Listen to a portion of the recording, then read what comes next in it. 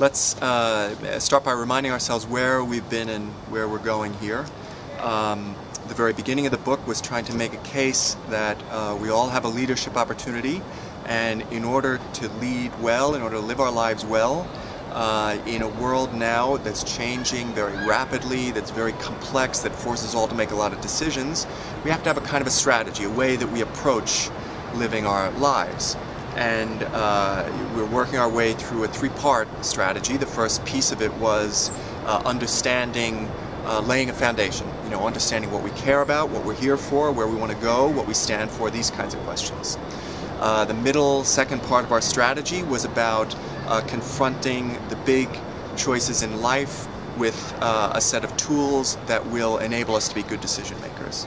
And now the last piece of the strategy is about getting results every day. So now we're down to the nitty-gritty.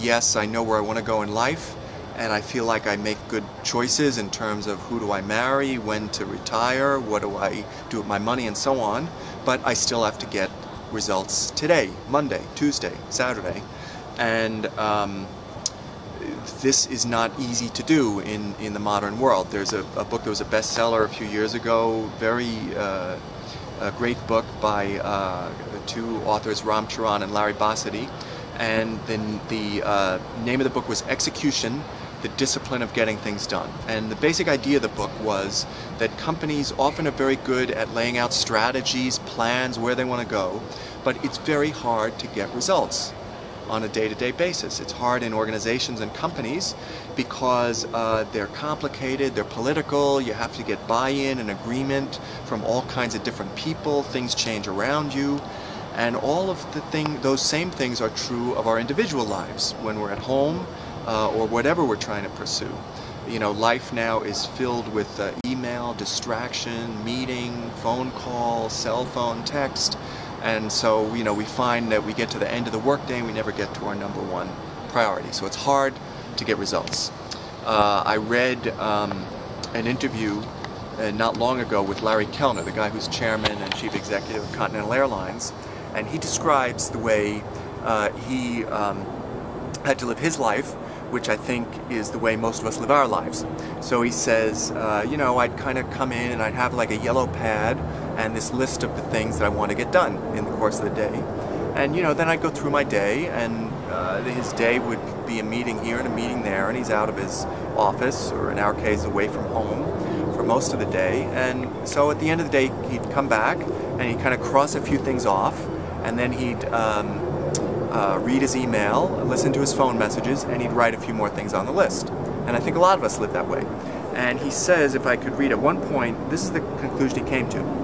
I realized I was often doing what came to me as opposed to what was really important. So I started saying, okay, what are the three most important things I need to do today? I need to decide what's the most value-added thing I can do. So in other words, what he discovered is what a lot of us eventually realize, that we often end up just kind of being buffeted about by everybody else's priorities, by answering messages, phone calls, other people's requests, and we all want to be responsible and reactive to other people. That's great, but we need to start with some sense of, well, what am I really trying to get done today and what's important? And again, the spiritual traditions of the Jesuits give us a really nice tool for being more effective every day that anybody could begin using in less than 10 minutes total. Ignatius suggests that every day we ought to take a couple of little mental pit stops. So let's imagine after lunch, and then on the ride home, commute home, I have 5 minutes, I have a few minutes, and I go through 3 simple steps. First step is remind yourself why you're grateful as a person. What are you grateful about? And then second, remind yourself of some objective you want to achieve, or maybe some personal issue you need to be working on. And then third, mentally go back through the last few hours and try to take away some little lesson that will help you in the next few hours. Very, very simple practice, but very effective. Let me backtrack over those 3 steps and maybe comment on each one. So first, this idea of gratitude.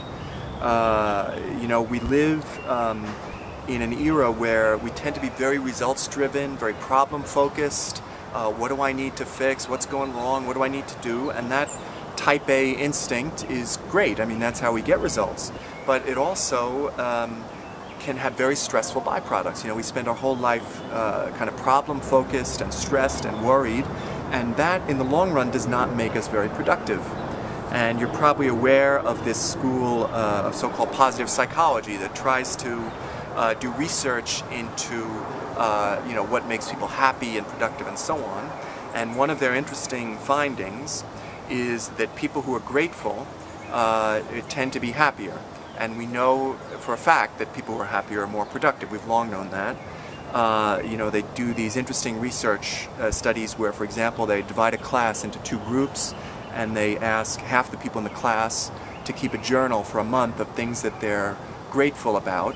Every night, just write a couple things down, and the control group does nothing. They just live the way they always live. And the folks who practiced being grateful ended up reporting themselves happier, oddly or perhaps not oddly at all. So, you know, as spiritual persons, we might feel we're supposed to be grateful as humans because of our religious beliefs. But the research is also kind of telling us that there's very interesting human payoffs to doing that. So gratitude, the second step was this idea of reminding yourself of some important issue or objective. In other words, a way to get past the Larry Kellner problem of having your to-do list just be an accumulation of what everyone else wants you to do or whatever crosses your desk. And then the third piece of this little daily pit stop exercise was this idea of mentally going back through the last few hours and taking away some lesson for the next few hours. I'm sure most of us are familiar with Alcoholics Anonymous, and you know, the idea of Alcoholics Anonymous is that somebody would never drink for the rest of their life, right? Sort of a tremendously ambitious long-term goal.